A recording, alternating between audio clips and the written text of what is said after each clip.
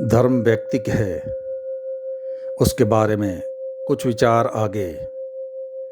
यह आध्यात्मिक होने का भ्रम कैसे पैदा हो गया?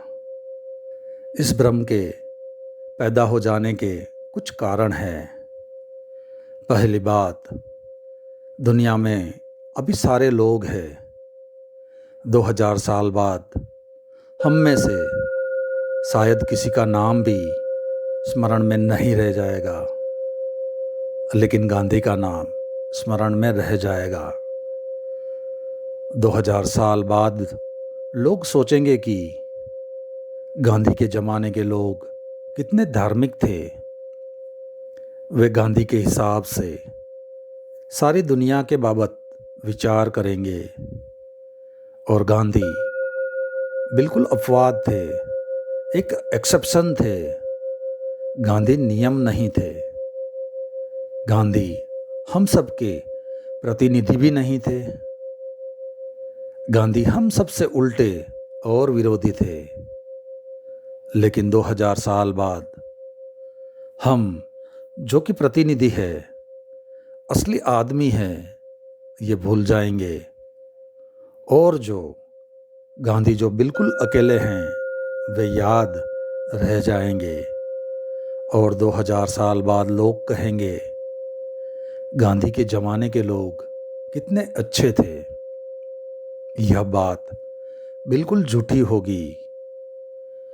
गोडसे तो हमारा प्रतिनिधि हो भी सकता है, गांधी हमारे प्रतिनिधि बिल्कुल नहीं है। अब हम पीछे की तरफ सोचते हैं। बुद्ध के ज़माने के लोग बड़े अच्छे थे, क्योंकि बुद्ध हमें याद है। बुद्ध बिल्कुल अकेले आदमी हैं, वे ज़माने के प्रतिनिधि नहीं हैं। महावीर हमें याद है, क्राइस्ट हमें याद है, सुकरात वो भी हमें याद है, कृष्ण और राम वो भी हमें याद है। उनके आधार पर हम सोचते हैं कि उस ज़माने के लोग कितने धार्मिक और कितने आध्यात्मिक थे। यह सारा तर्क अत्यंत मिथ्या और झूठ है। यह एक आदमी के आधार पर सभी लोगों का निर्णय लेना, यह बिल्कुल ही गलत है। सच्चाई इससे बिल्कुल विपरीत उल्टी है।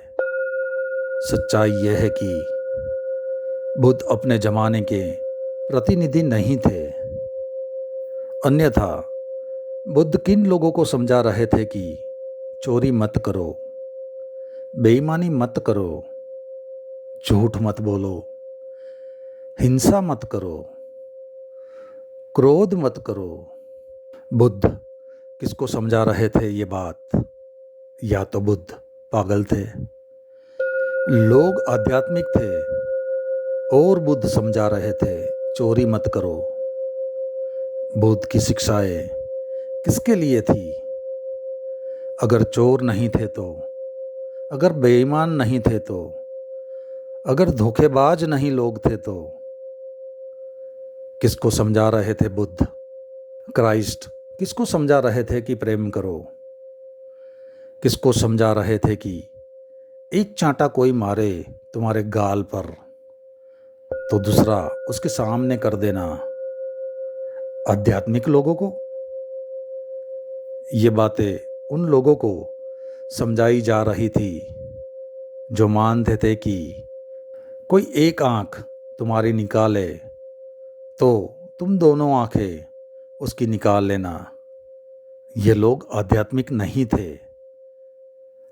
पृथ्वी पर आज तक कोई कौम, कोई समाज, कोई राष्ट्र आध्यात्मिक नहीं रहा है।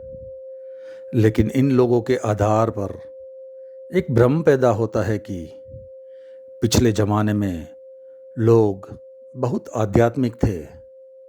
बस आज इतना ही, बाकी अगले अध्याय में।